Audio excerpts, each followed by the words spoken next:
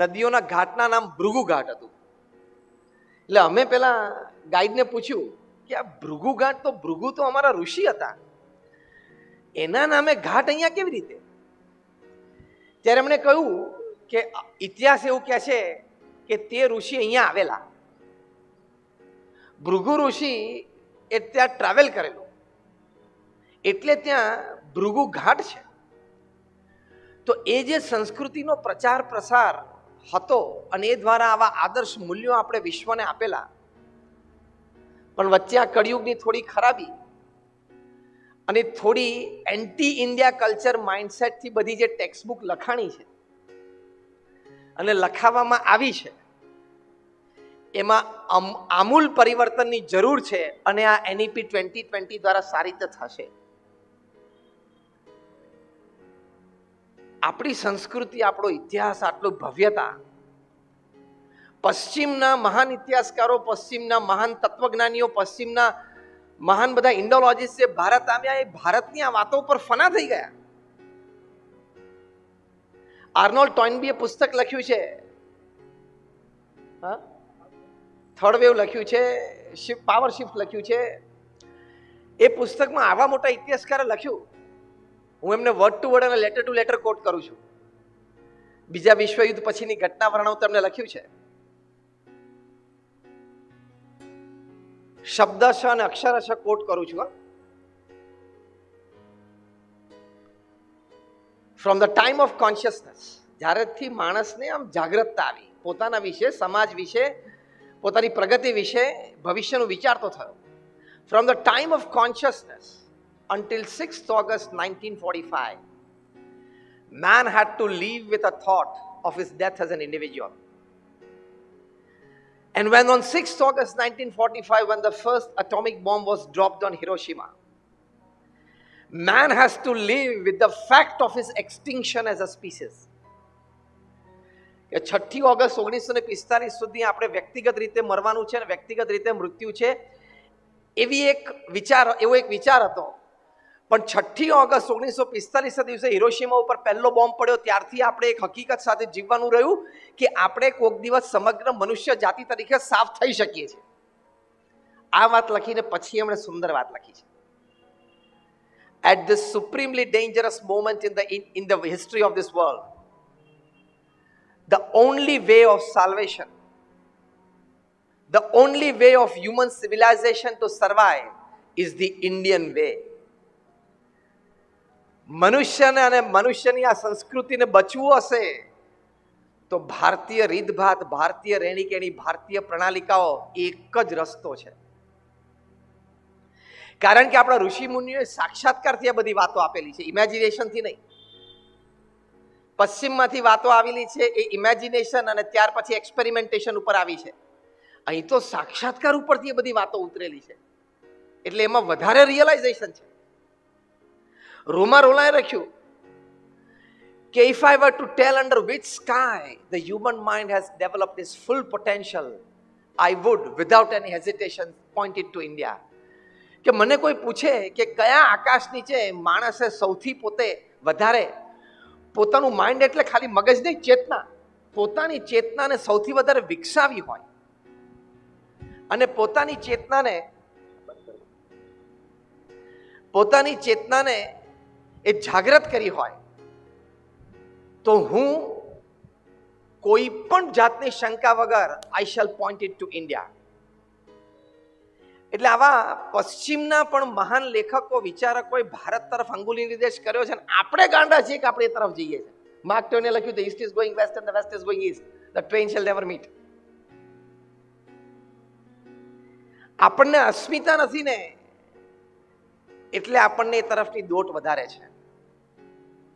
આપણને ટેકનોલોજી માન્ય છે, રીતભાત અને રહેણીકેણી આપણી શ્રેષ્ઠ છે. પશ્ચિમની ટેકનોલોજી, પશ્ચિમનું R&D આપણને માન્ય છે, સ્વીકાર્ય છે, શ્રેષ્ઠ છે, એ આપણે કબૂલ કરીએ છીએ. પણ રહેણીકેણી, બોલચાલ, ઉઠક બેઠક, ખાધા પીધાની રીત, ઘણી વખત હું હસતા હસતા કહું છું, કોઈ તમને એમ કે યોગ કરો તો તમે નહીં કરો, પણ યોગ અમેરિકા જશે અને યોગની પાછળ બિગ અમેરિકન ઇન્ફ્લેટેડ એ યોગા લાગશે અને અહીંયા આવશે એટલે સવારે 5 વાગે ચટાઈ પાથરીને લાંબો થશે. સમૃદ્ધતા તમે જુઓ, અંગ્રેજી ભાષામાં આપણાથી નાનો હોય એને યુ કહેવાનો, સરખી ઉંમરનો હોય એને યુ કહેવાનો, મોટો હોય એને યુ કહેવાનો, બીજો શબ્દ જ નથી એની પાસે. અને આપણે તો ગુજરાતી ભાષામાં આપણાથી નાનો એને જરા તું કહીએ, વાલથી મિત્રો એને ખભા ઉપર તાલી મારીને યુ કહીએ. આપણાથી થોડા વડીલ હોય એને આપણે કહીએ તમે, અને વિશેષ વ્યક્તિ હોય તો આપણે કહીએ આપ. તું તમે ને આપ આપણી પાસે છે, અંગ્રેજી પાસે એક જ યુ જ છે. અંગ્રેજી ન બોલવું ને ન શીખવું એનું ના નથી પાડતો, હું પણ બોલું છું.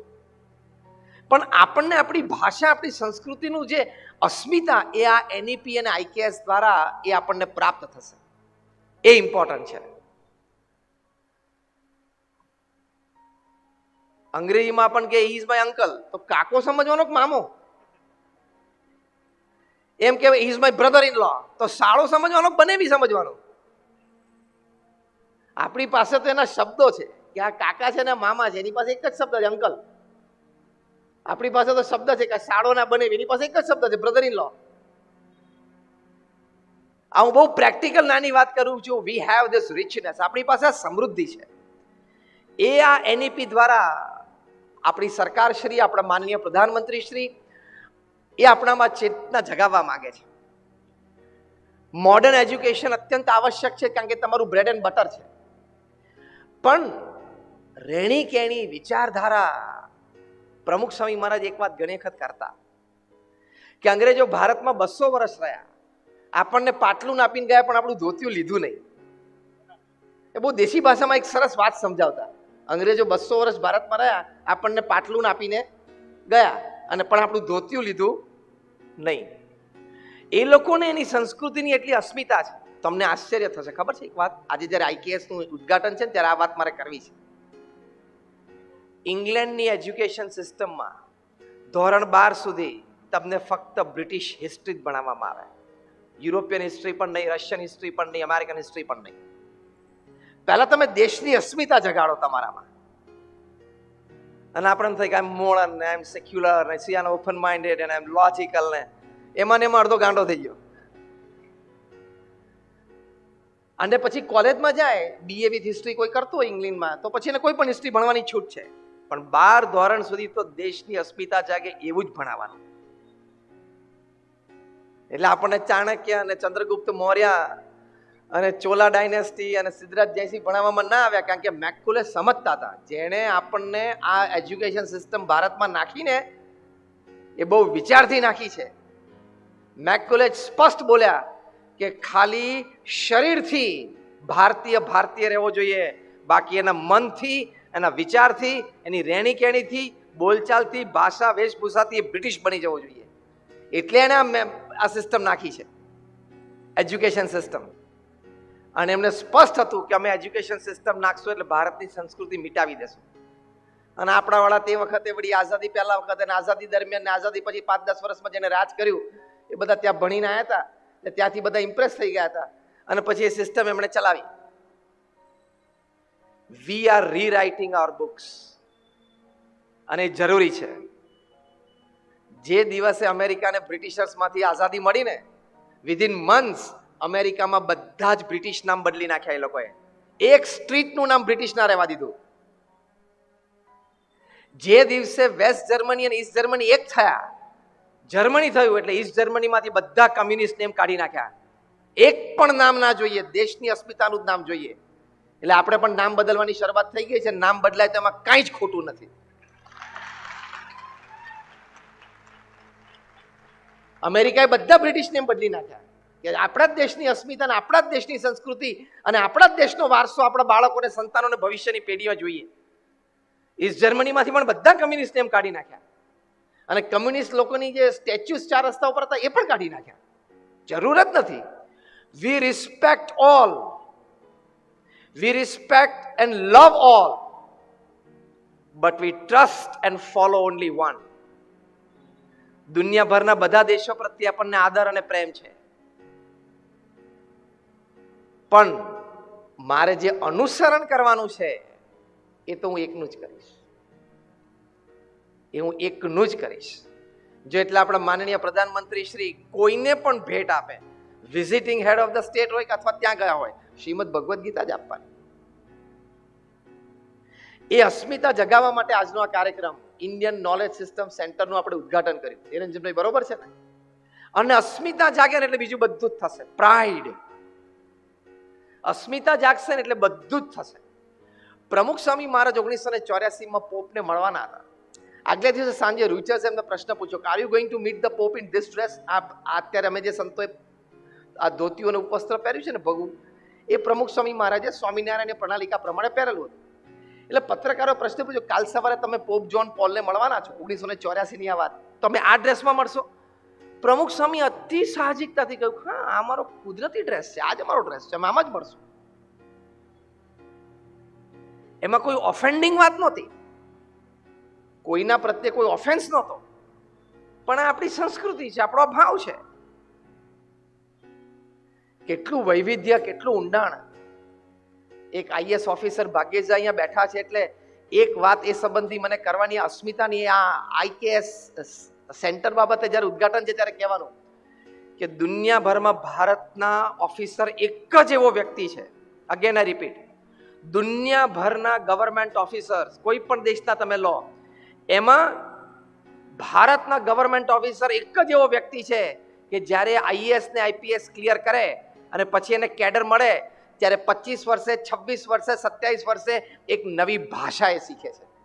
એમ આઈ રાઈટ ભાગ્યેશભાઈ? કેટલું વૈવિધ્ય છે, કેટલી અસ્મિતા છે. અમારે યશવંત જેઠવા આઈપીએસ થયા પછી એને ઓરિસ્સા કેડર મળી, તો 2 વર્ષ ટ્રેનિંગમાં એ ઉડિયા શીખ્યા. આજે ઉડિયા બોલે, ચાલે, લખે, કારણ કે ત્યાં જઈને કલેક્ટર તરીકે અથવા તો પોતે ડીએસપી છે, આઈપીએસ, એટલે સામાન્ય ગ્રામીણ પ્રજા જેને ઉડિયા સિવાય કોઈ ભાષા આવડતી નથી, એની સાથે વાર્તાલાપ તો કરવાનો ને.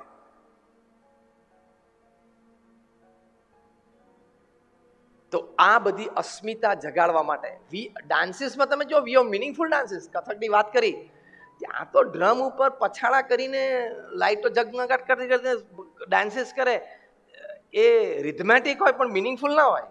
અહીંયા કથકમાં તો એક આંગળીની મુવમેન્ટ છે ને, ઇટ કન્વેઝ અ મેસેજ. એટલે પ્રમુખ સ્વામી મહારાજે 1991ની સાલમાં ભારતીય સાંસ્કૃતિક મહોત્સવ અમેરિકામાં ઉજવ્યો. એમાં ભારતથી અમે આર્ટ, ક્રાફ્ટ, ડિઝાઇન, કલ્ચર, ભાષા એ બધું જ લઈ ગયા ત્યાં. અને ત્યાં ન્યૂજર્સી મેડિસનમાં મિડલસેક્સ કાઉન્ટી કોલેજના ગ્રાઉન્ડમાં આખો સાંસ્કૃતિક મહોત્સવ ઊભો કર્યો. અને ત્યાં આ વસુદૈવ કુટુંબકમની ભાવનાથી બ્યુટીફુલ બોર્ડરલેસ વર્લ્ડ, સીમા રહિત વિશ્વનું આખું પ્રદર્શન ઊભું કરેલું. 1.1 મિલિયન, 11 લાખ વ્હાઇટ અમેરિકન્સ 34 દિવસમાં ઉત્સવ જોવા માટે આવેલા અને અભિભૂત થઈ ગયા. એ લોકોએ ઓરિસ્સાનો કુચીપુડી નૃત્ય જોયું, એ લોકોએ રાજસ્થાનનો તેરાતાલી નૃત્ય જોયું, ગુજરાતના આપણા ગરબા જોયા, પંજાબના ભાંગડા જોયા. તો એ વ્હાઇટ અમેરિકન્સ એમ થયું કે આમાં કેટલું વૈવિધ્ય અને કલરફુલ છે. આપણે તો ખાલી રોક ને બ્રેક બે જ છે, અને બીજા 1-2 જેઝ દેવા બીજા 2-3 નામ હશે. એ લોકોએ આપણા વાદ્યો જોયા, ત્યારે ખબર પડી કે આટલા બધા વાદ્યો છે. હવે તમને હસતા હસતા વાત કરું, બધાને અમારે ત્યાં પ્રેમવતી સ્ટોલમાંથી સમોસા આપવાના હતા અને જે ઇન્ડિયન ફૂડ ખવડાવતા હતા. 4000 સમોસા ત્યાં ડીપ ફ્રીજમાં રાખેલા, પહેલે જ દિવસે ખૂટી ગયા. એ સમોસાના લીધે નહોતા ખૂટ્યા, એની ભેગી જે આંબલીની ચટણી હતી ને એને લીધે ખૂટી ગયેલા. આ વ્હાઇટ અમેરિકન સમોસાની સાથે એ લોકોએ આંબલીની ચટણી ખાધી ને, તો કે વોટ અ ટેસ્ટ. અને પ્લેટ લઈને અડધું સમોસું રાખીને લાઈનમાં ઉભા રહેતા હતા અમારા પ્રેમવતી સ્ટોલ્સમાં. 1991ની વાત કરું છું. હે, રોકવા પડે અને આવીને પાછું સમોસું ના માગે.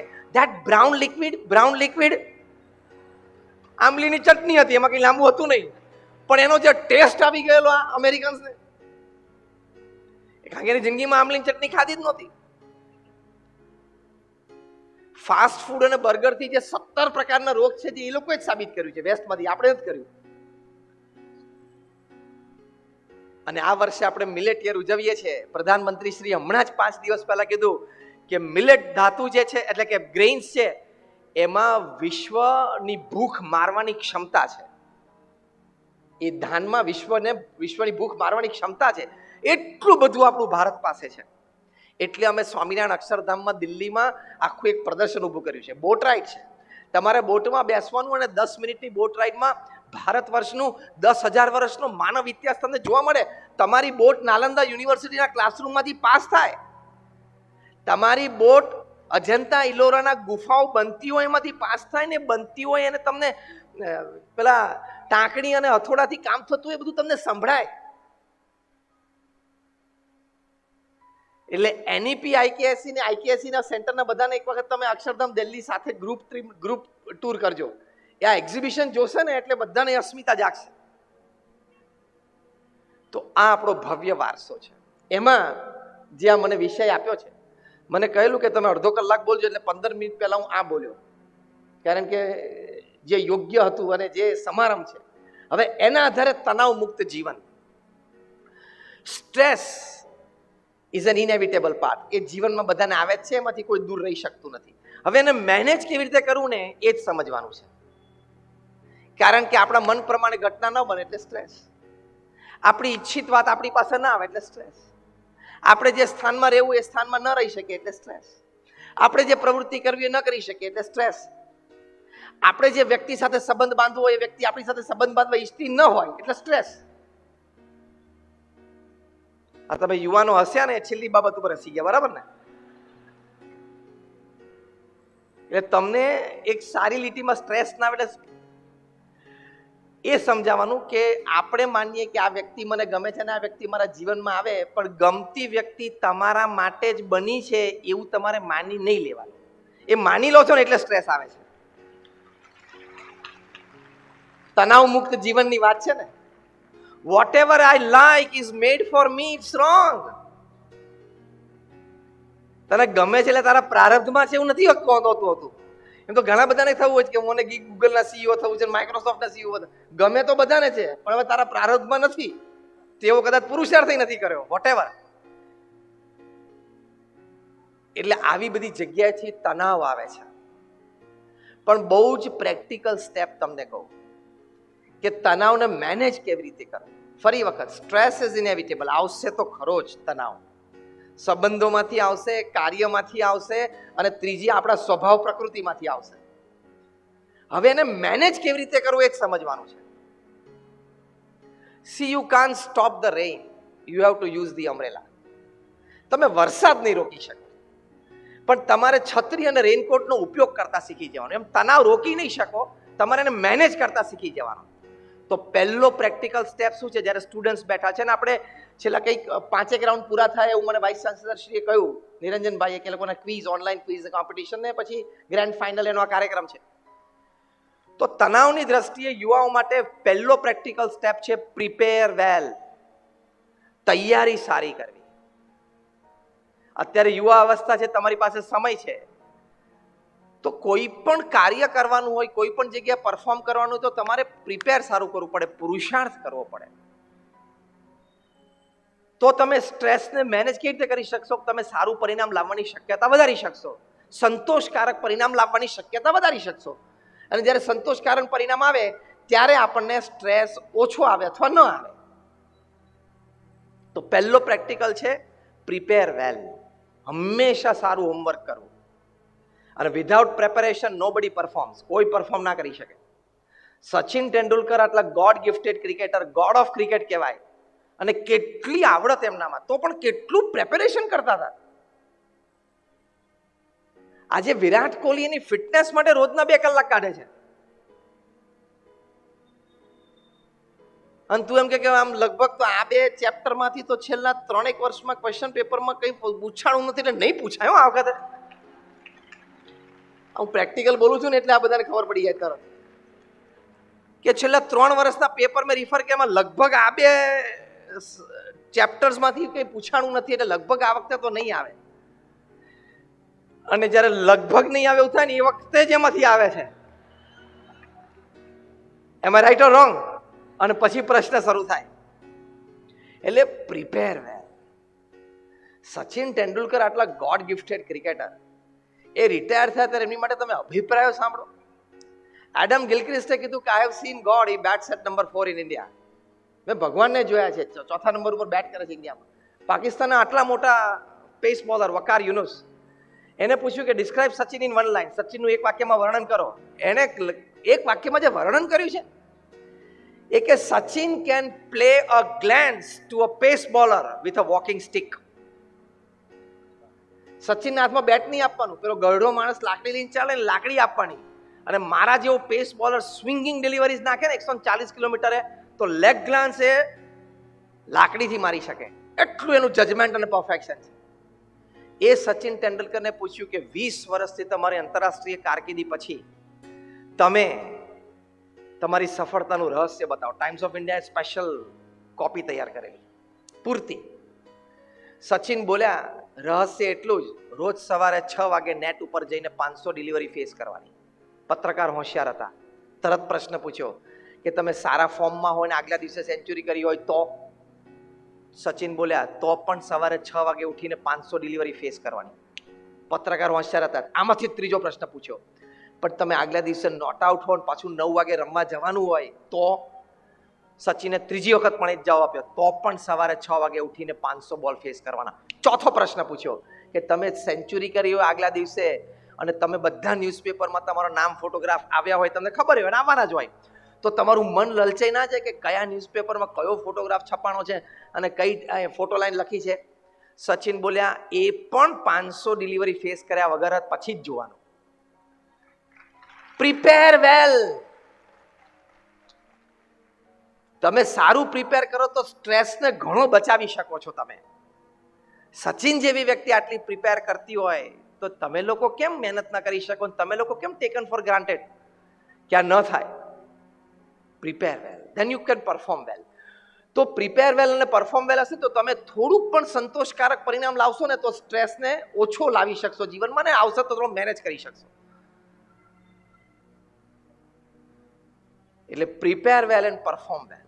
બીજું બહુ જ સરસ વાત ભાગ્યેશભાઈએ કરી, જે મને પણ એ વિષય અથવા તો એ પેટા વિષય અત્યંત પ્રિય છે.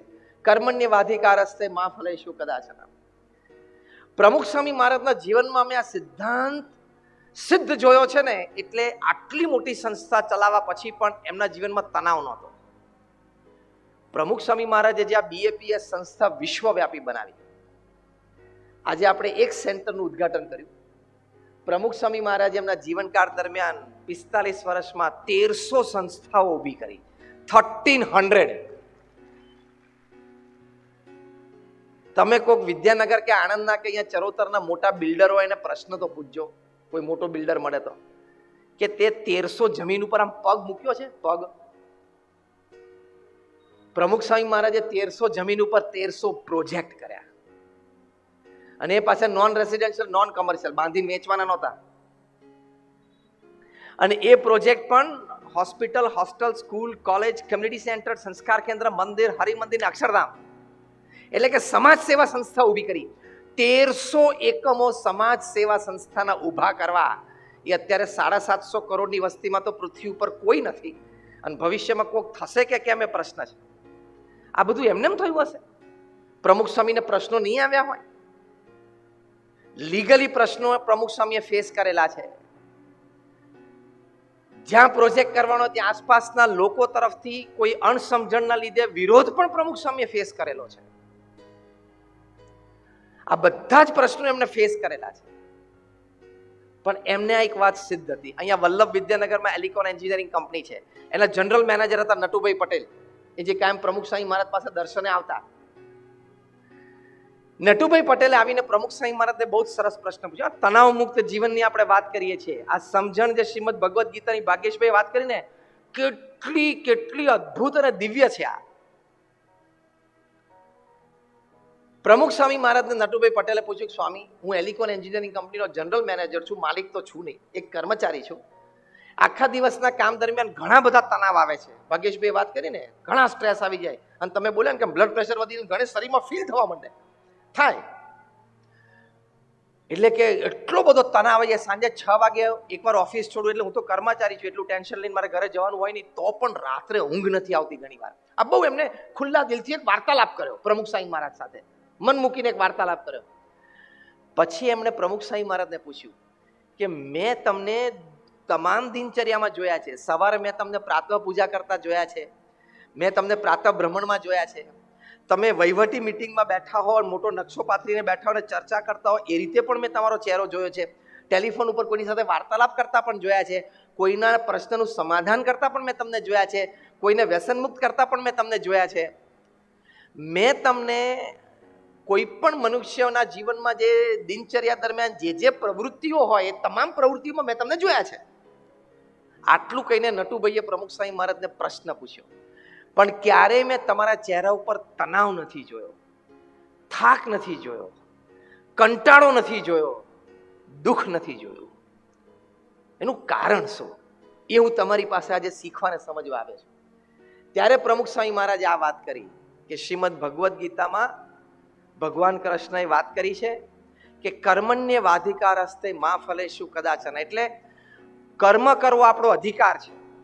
અધિકાર એટલે બહુ સરસ વાત કરી, હા, રાઈટ નહીં, પ્રિવિલેજ. અત્યારે આપણે રાઇટ્સ તરફ વધારે જઈએ છીએ, આપણને પ્રિવિલેજ શબ્દનો અર્થ જ ખબર નથી.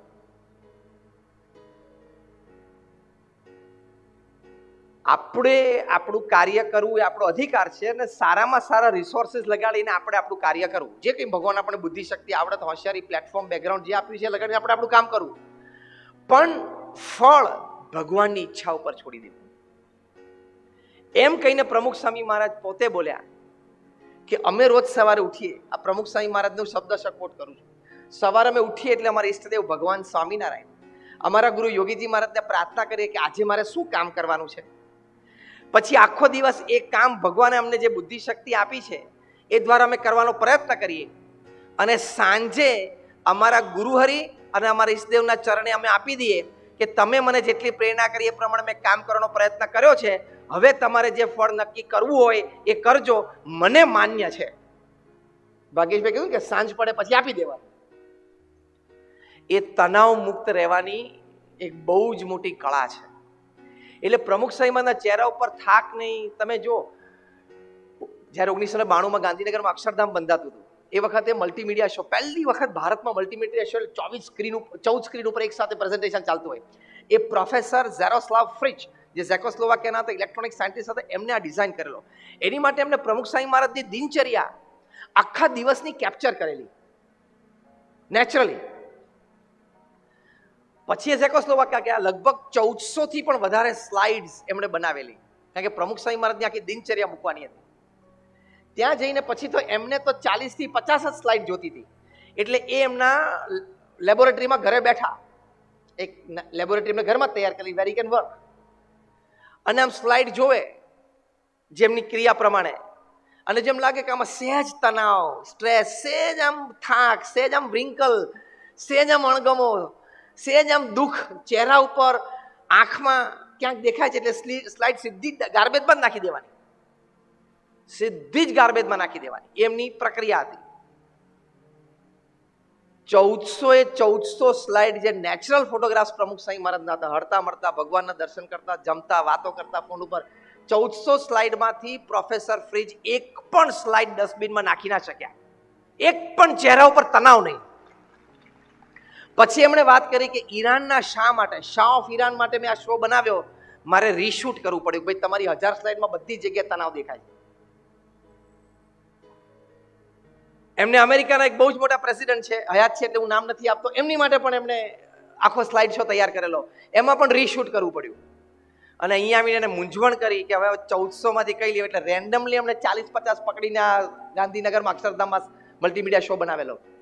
કેમ પ્રમુખ સ્વામી મહારાજનો તણાવ મુક્ત, કુદરતી કોઈ પણ ક્રિયામાં તમે જુઓ, કોઈ પણ પ્રસંગે જો ને, ચહેરા ઉપર પ્રસન્નતા હતી, કારણ કે આ વિચારધારા સ્પષ્ટ હતી. કઈ?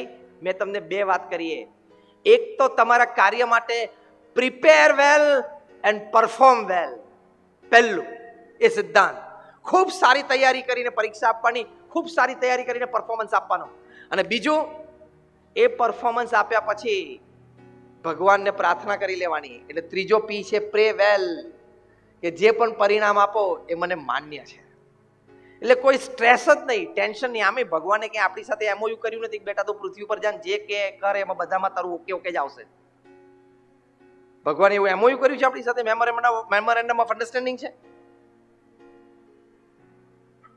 એક છેલ્લી વાત કહીને પૂરું કરું. ત્યાં 1996માં એક ત્યાં અમેરિકામાં તે વખતે તો મોબાઈલ ફોન ભાગ્યે જ હતા.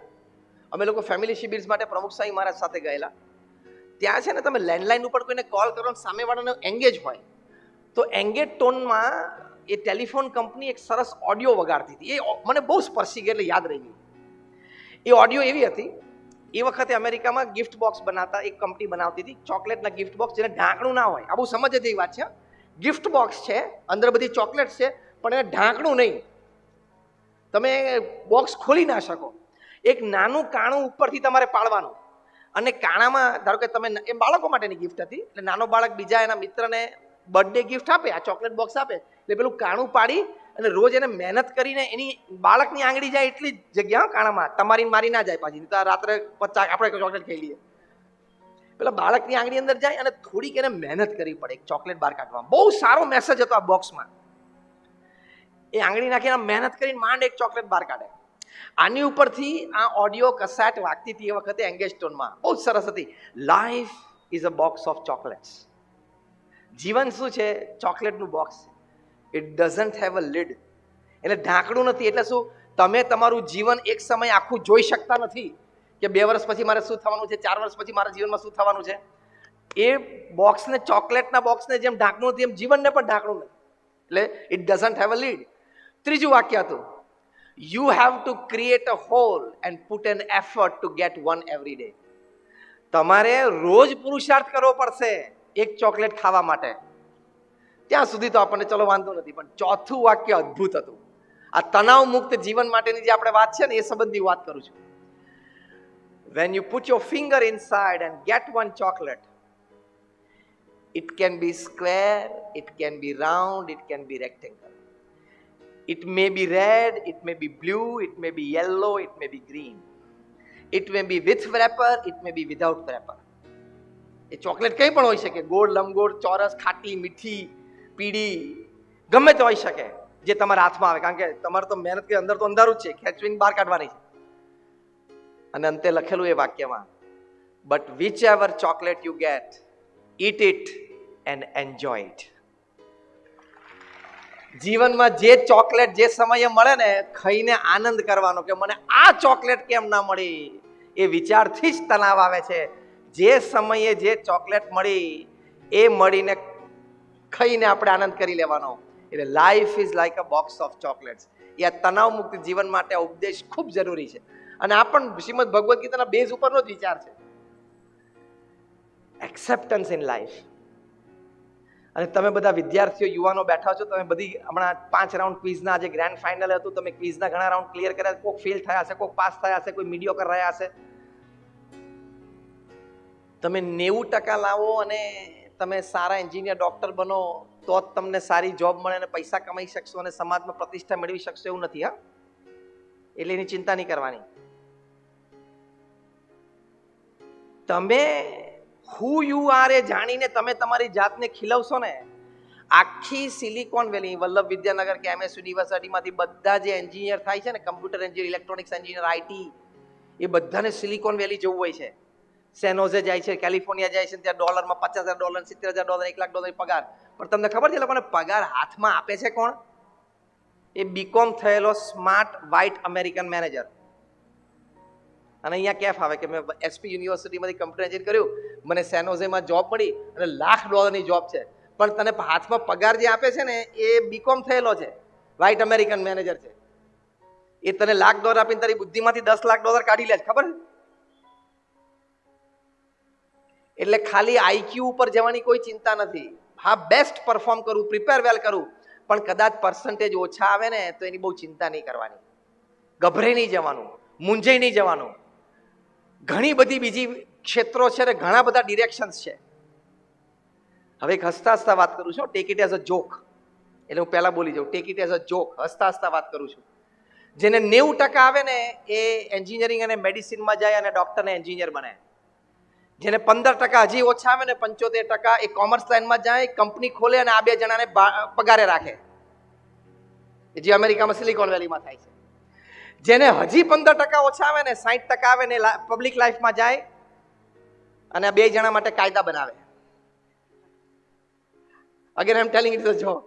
અને હજી 15% ઓછા આવે ને 45% એ અંડરવર્લ્ડમાં જાય ને આ ત્રણેયને કંટ્રોલ કરે પાછું. આમ just joking, take it as a joke. આમ એટલા માટે વાત કરી કે કદાચ પર્સન્ટેજ સારામાં સારા લાવવાનો પ્રયત્ન કરવાનો, પણ ઓછા આવે ને તો ગભરાઈ ન જતા, મૂંઝાઈ ન જતા. બેંગ્લોરમાં તો અમે તો ઘણી વખત જઈએ છીએ, ત્યાં કેટલાય સ્ટાર્ટઅપ્સના તમારી જ ઉંમરના છોકરાઓને મળીએ છીએ. ઘણા ડ્રોપ આઉટો છે. બિલ ગેટ્સ પોતે ડ્રોપ આઉટ જ છે. માઇક્રોસોફ્ટના ચેરમેન એમેરિટસ, દુનિયાનો સૌથી ધનાઢ્ય વ્યક્તિ, એ ડ્રોપ આઉટ જ છે. ટેસ્લાનો માલિક કોણ છે? એલન મસ્ક, એ પણ ડ્રોપ આઉટ છે. કોલેજમાં મેં પીએચડી ચાલુ કર્યું, એક દિવસ પીએચડી ના ક્લાસમાં કે આ આપણા કામનું નથી.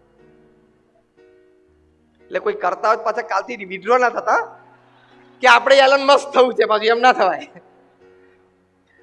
પણ હું તમને એક ઓવરઓલ વિચાર આપું છું કે તમે કદાચ એક ક્ષેત્ર જે સિલેક્ટ કર્યું છે એમાં એક્સેલ ન થઈ શક્યા તો ગભરાઈ ન જતા, મૂંઝાઈ ન જતા. રોજ અથવા દર બીજા દિવસે સમાચાર આવે છે કે વિદ્યાર્થી આપઘાત કરે છે. વાય? For what reason? ભગવાનમાં વિશ્વાસ નથી. એટલે if God closes one door, he opens two for you. He is your mother and father. ભગવાન આપણા માતા પિતા છે. કદાચ એક દરવાજો બંધ કર્યો અને એ પણ એમને હાથે કરીને કર્યો છે, એ દરવાજાની બહાર તારો દુશ્મન 20 અંદર ને પાછું 21 બહાર ઉભો હોય, કઈ નક્કી નહીં.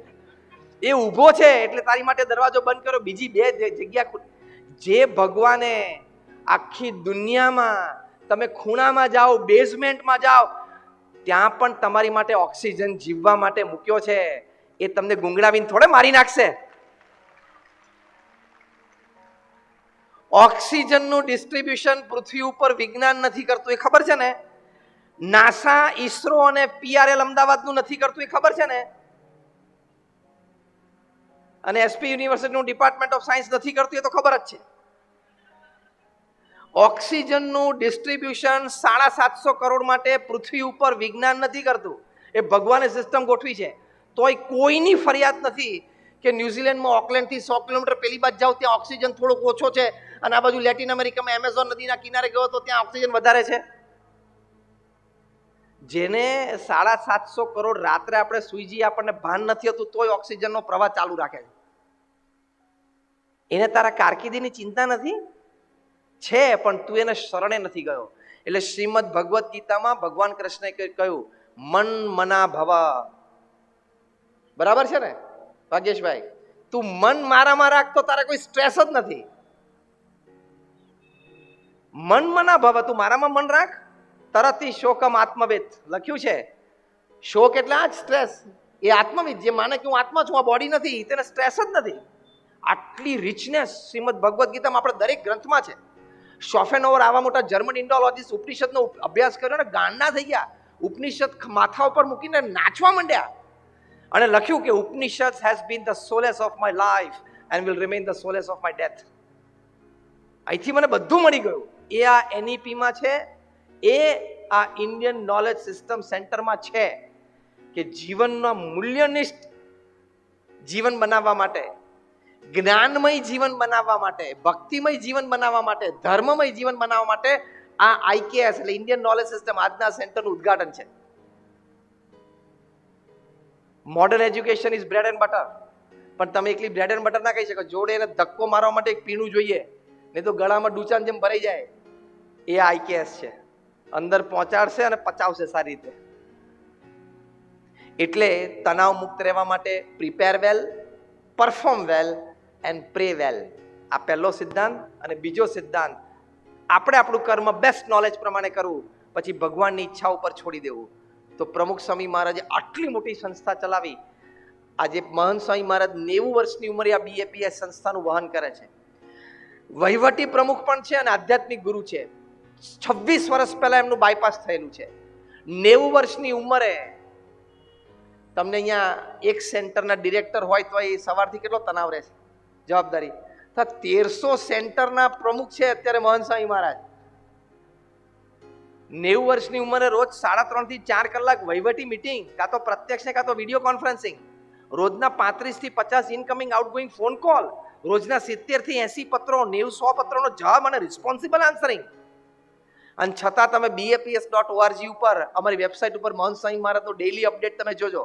ચહેરા ઉપર જે સ્ફૂર્તિ, જે આનંદ, જે તેજસ્વીતા, એમને જોઈને આપણું મૂડ સ્વિંગ થવા માંડે.